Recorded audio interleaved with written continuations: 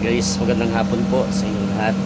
Nandito po tayo ngayon, nagpapahinga dito po sa resort ng ating isang kaibigan sa may Paluan. Ano po, maganda po dito. Very relaxing talaga. At syempre sa likuran nito ay sa gitna kasi ito ng bundok.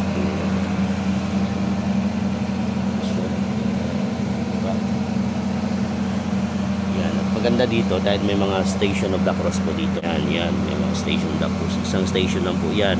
Ang susunod na estasyon, doon naman po yan, yun, may mga station of the cross. At napakagandang mga station of the cross po yan. Tingnan nyo. Yan.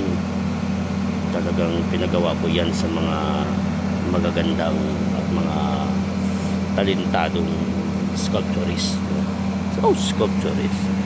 Nandito tayo ngayon for vacation ng isang gabi, overnight lang.